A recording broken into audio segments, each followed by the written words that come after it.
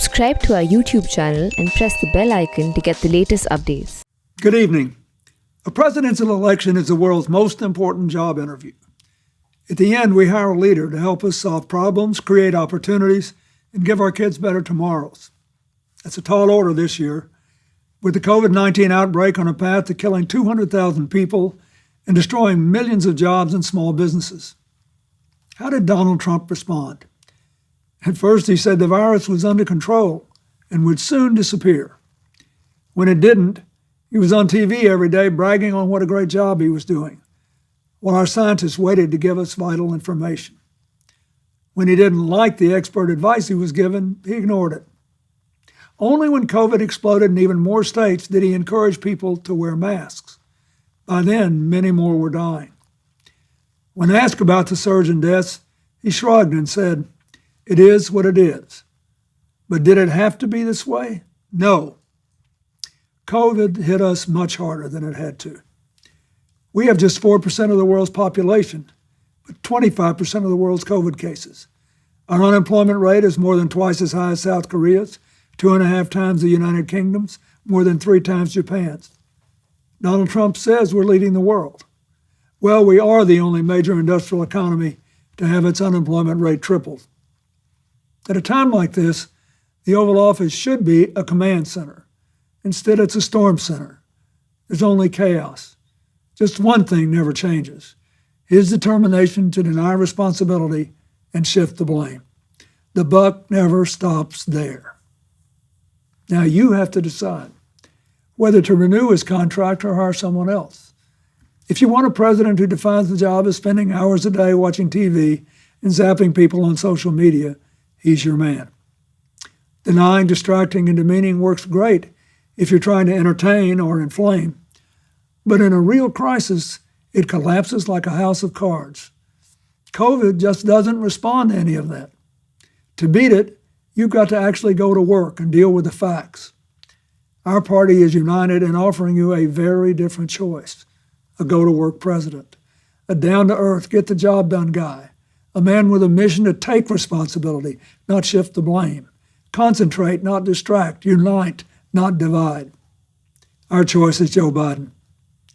Joe helped bring us back from a recession before, and he can do it again. In 2009, Barack Obama and Joe Biden started with the worst economy since the Great Depression. And when they were done, they delivered more than 6 straight years of job growth. What did Joe do? He accepted responsibility for implementing the Recovery Act.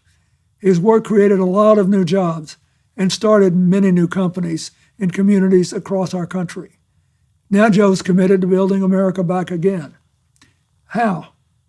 He's given us smart, detailed plans to invest in areas vital to our future: innovative financing for modern factories and small businesses, good jobs in green energy and conservation to combat climate change, a modern infrastructure that brings small-town and rural America the connectivity and investment others take for granted, and a plan to ensure that Black Americans, Latino Americans, Native Americans, women, immigrants, and other communities left behind are full participants in our economy and our society. Joe Biden wants to build an economy far better suited to our changing world. Better for young people, better for families working and raising their kids, better for people who lost jobs and need new ones, better for farmers tired of being collateral damage in trade wars, better for workers caring for the sick, elderly, and people with disabilities, better because of a living wage and access to affordable higher education and health care, including prescription drugs, and to child care, a secure retirement, and for the first time, paid family and medical leave. Joe won't just put his signature on a check and try to fool you into thinking it came from him. He'll work to make sure that your paycheck reflects your contribution to and your stake in a growing economy. In this job interview, the difference is stark. You know what Donald Trump will do with 4 more years: blame, bully, and belittle. And you know what Joe Biden will do: build back better. It's Trump's us versus them America against Joe Biden's America, where we all live and work together. It's a clear choice. The future of our country is riding on it. Thank you. Hi, I'm John Kerry. For the 8 years of the Obama-Biden administration, we led by example. We eliminated the threat of an Iran with a nuclear weapon. We built a 68-nation coalition to destroy ISIS. We forged a 195-nation agreement to attack climate change. We stopped Ebola before it became a pandemic. Donald Trump inherited a growing economy and a more peaceful world. And like everything else he inherited, he bankrupted it. When this president goes overseas, it isn't a goodwill mission, it's a blooper reel. He breaks up with our allies and writes love letters to dictators. America deserves a president who is looked up to, not laughed at. Donald Trump pretends Russia didn't attack our elections, and now he does nothing about Russia putting a bounty on our troops. So he won't defend our country, he doesn't know how to defend our troops. The only person he's interested in defending is himself. This is the bottom line. Our interests, our ideals, and our brave men and women in uniform can't afford 4 more years of Donald Trump. Our troops can't get out of harm's way by hiding in the White House bunker. They need a president who will stand up for them, and President Biden will. Joe's moral compass has always pointed in the right direction, from the fight to break the back of apartheid to the struggle to wake up the world to genocide in the Balkans. Joe understands that none of the issues of this world, not nuclear weapons, not the challenge of building back better after COVID, not terrorism, and certainly not the climate crisis, none can be resolved without bringing nations together with strength and humility. Joe understands our values don't limit our power, they magnify it. He knows you can't spread democracy around the world if you don't practice it at home.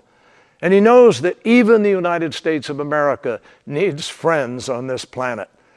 Before Donald Trump, we used to talk about American exceptionalism. The only thing exceptional about the incoherent Trump foreign policy is that it has made our nation more isolated than ever before. Joe Biden knows we aren't exceptional because we bluster that we are. We are exceptional because we do exceptional things. On June 6, 1944, young Americans gave their lives on the beaches of Normandy to liberate the world from tyranny. Out of the ashes of that war, we made peace and rebuilt the world. That was and remains exceptional. It is the opposite of everything Donald Trump stands for. This moment is a fight for the security of America and the world. Only Joe Biden can make America lead like America again. If you agree, text JOIN to 30330. Thank you. Hi, I'm former Secretary of State Colin Powell. 100 years ago, a young immigrant left a dirt farm in Jamaica and set out for America. 3 years later, a ship pulled into New York Harbor and a young Jamaican woman gazed up at the Statue of Liberty for the first time. They became my parents, and they inspired me to finish college and join the Army. This began a journey of service that would take me from basic training to combat in Vietnam, up the ranks to serve as Chairman of the Joint Chiefs of Staff and Secretary of State. The values I learned growing up in the South Bronx and serving in uniform were the same values that Joe Biden's parents instilled in him in Scranton, Pennsylvania. I support Joe Biden for the presidency of the United States because those values still define him, and we need to restore those values to the White House. Our country needs a commander-in-chief who takes care of our troops in the same way he would his own family. For Joe Biden, that doesn't need teaching. It comes from the experience he shares with millions of military families, sending his beloved son off to war and praying to God he would come home safe. Joe Biden will be a president we will all be proud to salute. With Joe Biden in the White House, you will never doubt that he will stand with our friends and stand up to our adversaries, never the other way around. He will trust our diplomats and our intelligence community, not the flattery of dictators and despots. He will make it his job to know when anyone dares to threaten us. He will stand up to our adversaries with strength and experience. They will know he means business. I support Joe Biden because beginning on day one, he will restore Americans' leadership and our moral authority. He'll be a president who knows that America is strongest when, as he has said, we lead both by the power of our example and the example of our power. He will restore America's leadership in the world and restore the alliances we need to address the dangers that threaten our nation, from climate change to nuclear proliferation. Today, we are a country divided, and we have a president doing everything in his power to make it that way and keep us that way. What a difference it will make to have a president who unites us, who restores our strength and our soul. I still believe that in our hearts, we are the same America that brought my parents to our shores, an America that inspires freedom around the world. That's the America Joe Biden will lead as our next president. Thank you very much. I have always loved the sounds of a classroom, the quiet that sparks with possibility just before students shuffle in, the murmur of ideas bouncing back and forth as we explore the world together, the laughter and tiny moments of surprise you find in materials you've taught 1,000,000 times. When I taught English here at Brandywine High School, I would spend my summer preparing for the school year about to start, filled with anticipation. But this quiet is heavy. You can hear the anxiety that echoes down empty hallways. There's no scent of new notebooks or freshly waxed floors. The rooms are dark as the bright young faces that should fill them are now confined to boxes on a computer screen. I hear it from so many of you. The frustration of parents juggling work while they support their children's learning, or are afraid that their kids might get sick from school. The concern of every person working without enough protection. The despair in the lines that stretch out before food banks. And the indescribable sorrow that follows every lonely last breath when the ventilators turn off. As a mother and a grandmother, as an American, I am heartbroken by the magnitude of this loss, by the failure to protect our communities, by every precious and irreplaceable life gone. Like so many of you, I'm left asking, how do I keep my family safe? You know, motherhood came to me in a way I never expected. I fell in love with a man and 2 little boys standing in the wreckage of unthinkable loss, mourning a wife and mother, a daughter and sister. I never imagined at the age of 26 I would be asking myself, how do you make a broken family whole? Still, Joe always told the boys, Mommy sent Jill to us, and how could I argue with her?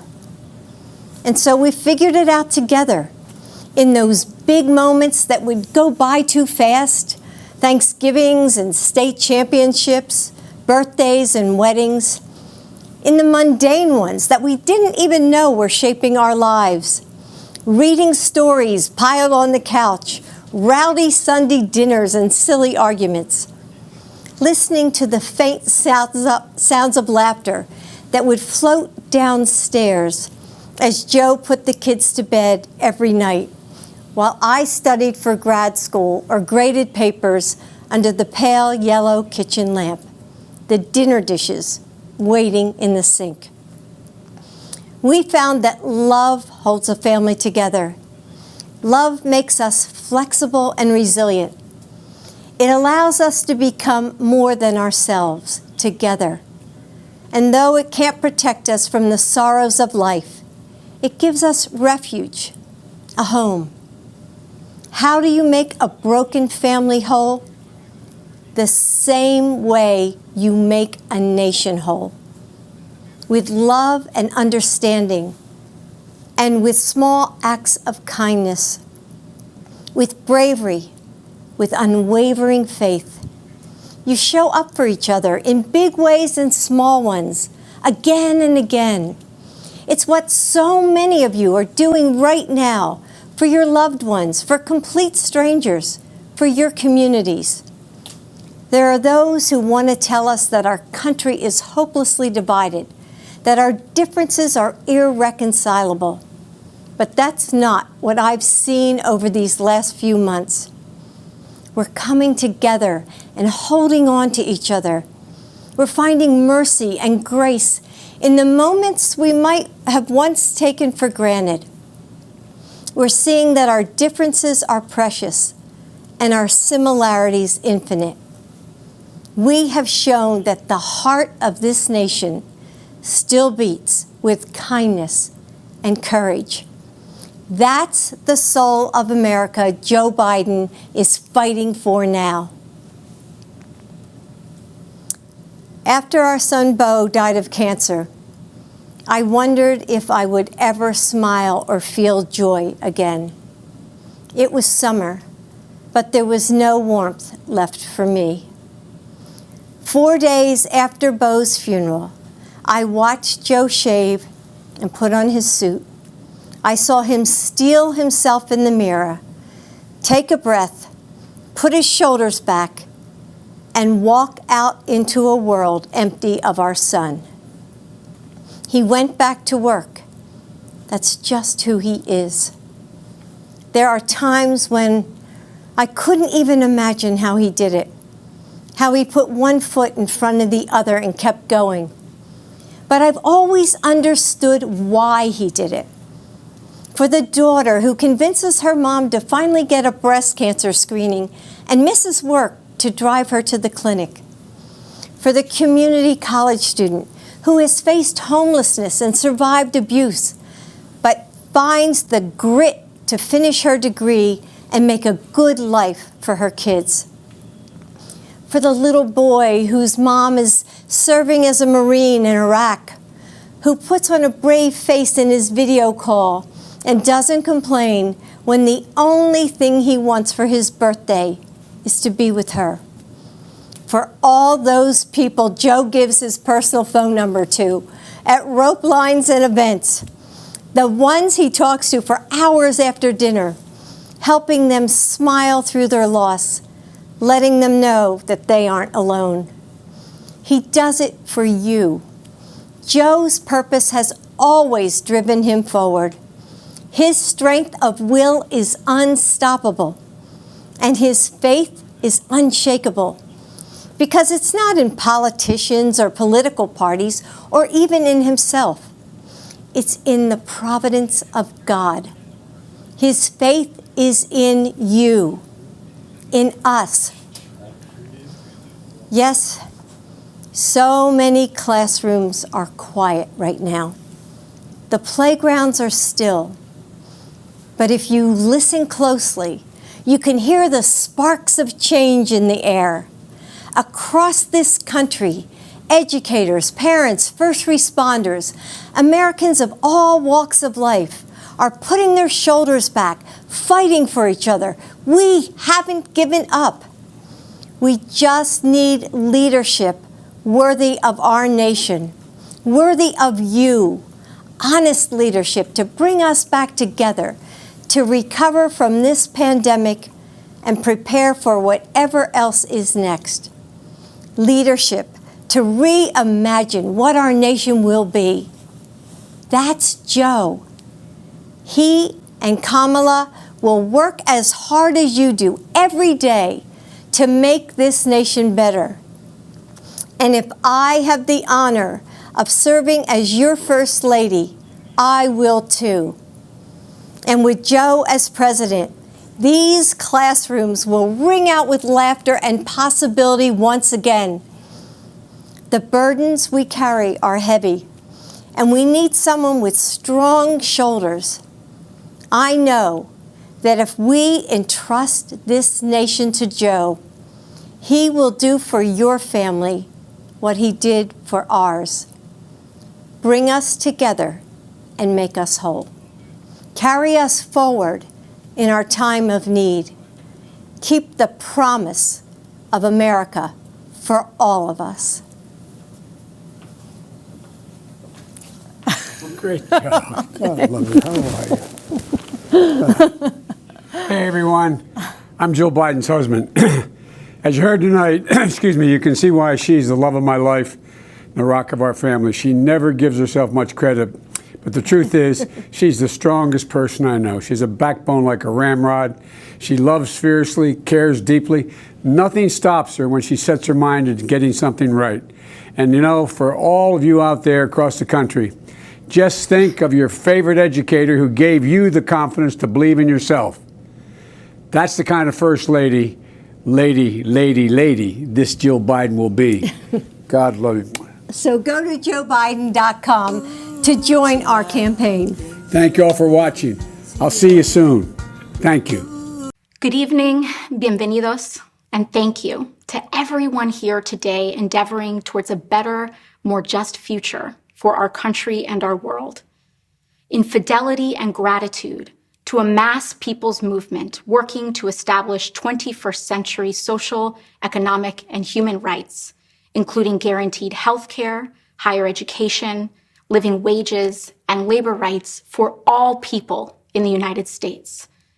A movement striving to recognize and repair the wounds of racial injustice, colonization, misogyny, and homophobia, and to propose and build reimagined systems of immigration and foreign policy that turn away from the violence and xenophobia of our past. A movement that realizes the unsustainable brutality of an economy that rewards explosive inequalities of wealth for the few at the expense of long-term stability for the many, and who organized a historic grassroots campaign to reclaim our democracy. In a time when millions of people in the United States are looking for deep, systemic solutions to our crises of mass evictions, unemployment, and lack of health care, en el espíritu del pueblo, and out of a love for all people, I hereby second the nomination of Senator Bernard Sanders of Vermont for President of the United States of America.